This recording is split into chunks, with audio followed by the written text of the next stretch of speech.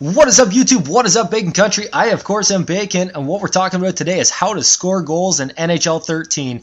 I want to talk about what I call the 3 different scoring zones in this game, how you get into those zones, what shots to take when you get in the zone to give yourself the best chance of scoring every time you cross over the opponent's blue line, and ultimately, how we put that puck in the net. So let's take a look at these 3 zones that I'm talking about. The red zone is your best chance of scoring. If you can get a slap shot away or a hard wrist shot, take it, fire it high, you have a great chance of scoring. The yellow zone's where we want to crash the net and fire a shot quick. Any movement of the goalie, you're probably going to tuck one in. The orange zone's where we want to get a pass out into the yellow zone. The goalie will be moving, and that's a great scoring opportunity. Let's take a look at your best chance of scoring in NHL 13, and that is the red zone. It doesn't matter how you get to the red zone. Watch, I throw in the brakes here with Brad Richards, cut across to right where that red zone started, and fire it top shelf. Watch where I release this puck. It's pretty much right in line where that near side post is when I'm cutting across, just where that red zone started in that diagram. The top of the circle to just in between the hash mark area, let that puck go, and you're going to score a lot of goals. Sure, I'm going to score a lot of goals, you say, because I got Brad Richards. He's a great shooter.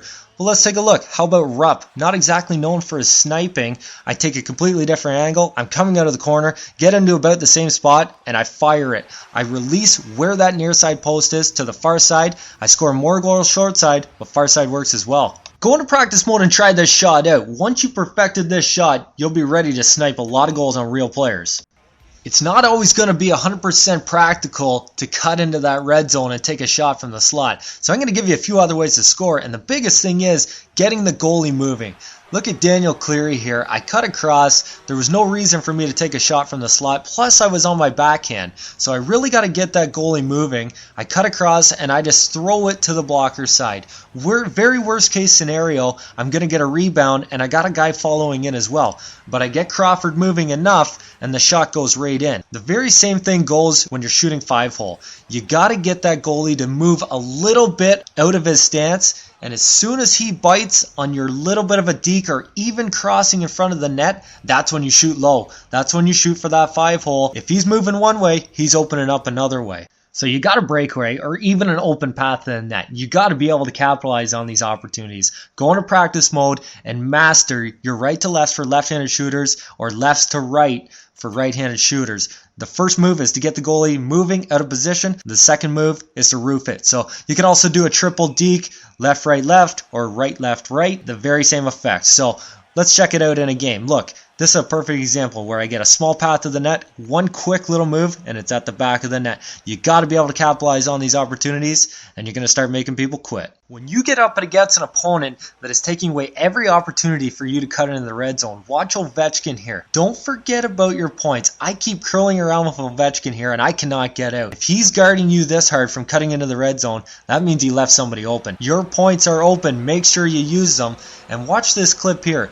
There is 3 of his defenders out front and 1 of my guys. With this much traffic, a high shot would definitely get blocked. You have to shoot that puck low. When you are using your points in the offensive zone, be careful of defenders coming out with the poke check and trying to knock that puck away from you and going on a breakaway.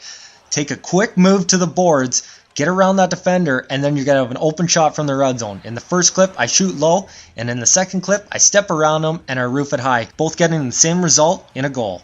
The key to scoring a ton of goals is being unpredictable on your forecheck. So you've tried the slot, you've tried the yellow zone. Why not mix it up and use the orange area? Let's exploit it and let's switch things up. You can see I cut in behind the net here, a quick pass out front from the orange zone, and even on one of the best goalies in the game, Jonathan Quick, I score an absolute beast of a goal to Patrick Kane out front, top shelf. You don't need Patrick Kane to score it either. A quick pass out front to even Matthew Perreault. Not even a hard shot on net.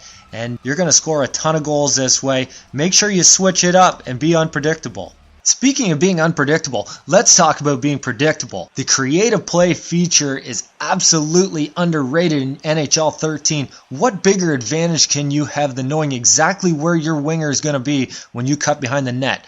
I know my winger is going to crash the net. He's going to come to the back door and he's going to be wide open for the one-timer. This play has worked for me time and time again. Get into this feature and start using your creative play ability. And once you've created your masterpiece that works for you over and over again, Give it a name. I call this one Backdoored by Bacon. Things don't always go as planned. You can see here I was forced to curl out of the zone due to too much pressure on Carlson.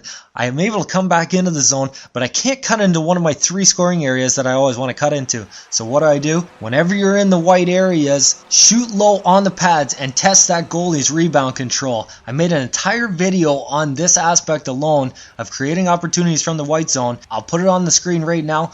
Be sure to check this out. You can create many opportunities even when you're not in one of the highest scoring areas in the game.